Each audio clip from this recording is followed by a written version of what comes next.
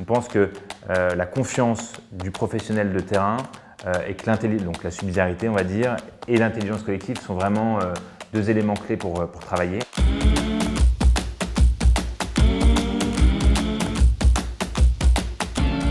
À l'Envie, c'est une structure d'aide à domicile et un organisme de formation.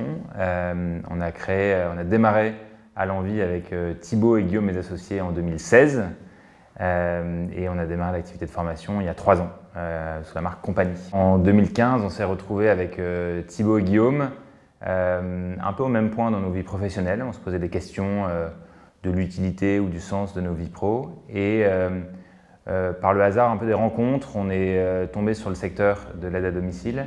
Et surtout, on a rencontré des auxiliaires de vie. Et on a été touchés par ce métier. Et on s'est dit, notre mission, c'est d'humaniser l'accompagnement des personnes âgées.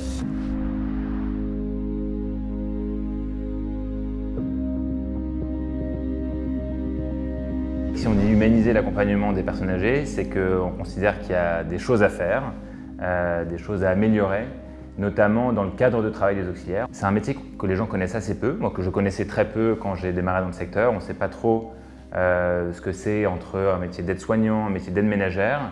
On a du mal à le situer. Par contre, dès lors qu'on connaît ce métier, on se rend compte que c'est un métier passionnant, profondément humain, un métier de lien, d'empathie, assez incroyable.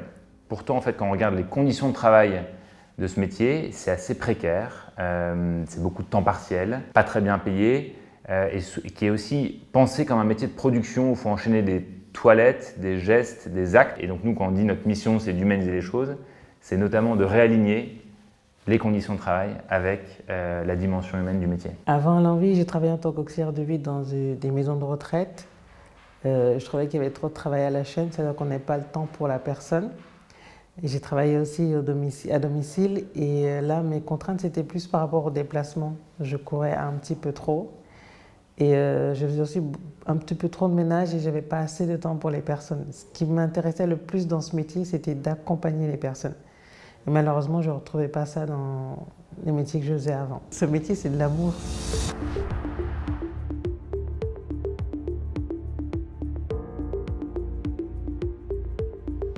Tout au début de l'aventure à l'Envie, on a lu quelques bouquins, notamment un qui s'appelle Reinventing Organizations, écrit par Frédéric Laloux, qui nous a un peu bouleversés parce que dans ce livre, il y a un exemple d'une association aux Pays-Bas qui s'appelle Buurtzorg, en français ça veut dire équipe de quartier, dans les soins infirmiers, qui a fait des constats assez proches des constats qu'on fait au démarrage de l'Envie, mais 10 ans plus tôt. Globalement, c'est que les soins infirmiers ont souffert d'une recherche d'efficacité permanente, d'une recherche de trouver la juste productivité plutôt que se poser la question de la qualité des soins.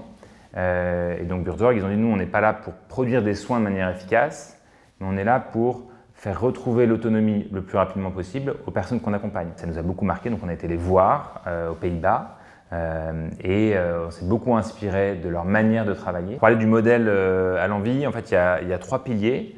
Le premier pilier, c'est un modèle d'équipe autonome, d'équipe autogérée. Donc les auxiliaires travaillent par 6 environ et accompagnent une vingtaine de personnes âgées et sont autonomes dans tout un ensemble de décisions comme le recrutement, le planning, le lien avec les familles.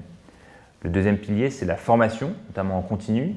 C'est un métier dont les formations sont très tournées vers la production. On apprend comment faire une toilette en 6 étapes, comment nettoyer une partie de la maison. Nous, on pense qu'il y a beaucoup de choses à faire sur le savoir-être ou les soft skills, notamment sur l'écoute des émotions, sur la connaissance des troubles cognitifs par exemple. Et puis le troisième pilier, c'est les technologies, notamment comment on utilise les technologies pour mieux travailler en équipe autonome ou pour être mieux formé. Et donc voilà, il ne suffit pas de dire une équipe est autonome, l'équipe va réussir à travailler en intelligence collective si elle a les bons outils de collaboration, notamment sur ces dimensions planning. Dès qu'il y a une demande, dès qu'il y a un besoin, si on a une difficulté, on est toujours en contact entre nous par Messenger. Donc on a toujours il y a du relationnel entre nous et les collègues.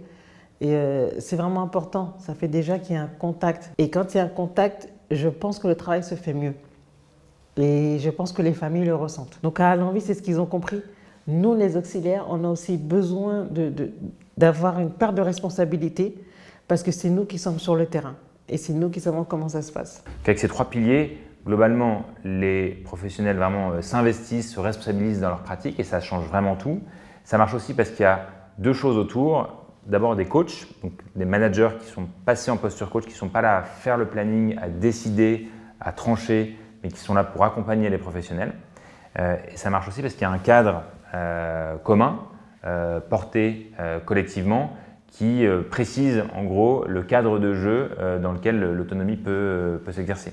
Dans ce cadre, il y a notamment une charte d'envie avec les grands principes d'Alenvie, mais il y a aussi quelques règles de fonctionnement RH. Donc une entreprise horizontale ou libérée comme Alenvie, on ne peut pas faire tout ce qu'on veut.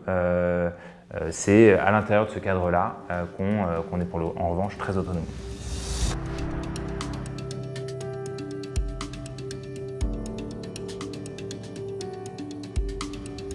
Aujourd'hui, avec d'autres, on a monté un collectif qui s'appelle le collectif L'Humain d'abord. Le point commun, c'est qu'on pense que la confiance du professionnel de terrain et que donc la subsidiarité, on va dire, et l'intelligence collective sont vraiment deux éléments clés pour travailler dans ce secteur. Et donc, il y a un vrai mouvement. Aujourd'hui, il y a une cinquantaine d'employeurs qui basculent d'un modèle pyramidal vers un modèle de petite équipe autonome. Donc, il y a un mouvement assez chouette qui n'est plus que à l'envie, mais vraiment qui est multiple. Et on sent qu'on a à la fois la possibilité de faire bouger les choses, on devient visible, et surtout d'inspirer d'autres secteurs. On ne se serait pas attendu à ce que de l'innovation organisationnelle soit autant à l'œuvre dans ce secteur-là. C'est qu'on parle souvent d'entreprise libérée. Frédéric Laloux, qui parle de Buurtzorg, lui parle d'entreprise Opale.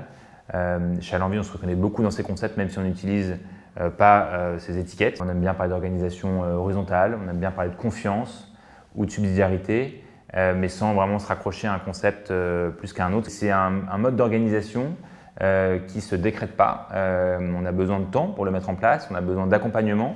L'intelligence collective, ça se pratique en passant du temps ensemble.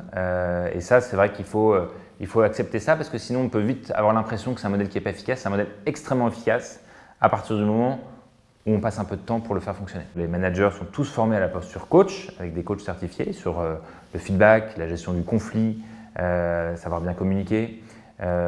Les auxiliaires de vie chez Alenvie sont tous formés à la communication non violente pour être sensible à ses émotions et à partir de ces émotions savoir bien communiquer, notamment en équipe. C'est pas facile de travailler en équipe, on n'est parfois pas d'accord, parfois il peut y avoir du conflit. C'est vrai qu'il y a des fois où il y a des prises de tête, où on s'énerve, mais on est écouté et je pense que c'est la première chose qui est importante pour nous les auxiliaires, c'est qu'on soit écouté. Et à Alenvie, on est beaucoup écouté, beaucoup soutenu aussi. On nous avait beaucoup dit, on a créé Alenvie, génial Buurtzorg aux Pays-Bas, génial l'entreprise libérée, mais pas avec les auxiliaires de vie, elles n'ont pas le bon niveau académique, ça ne marchera pas.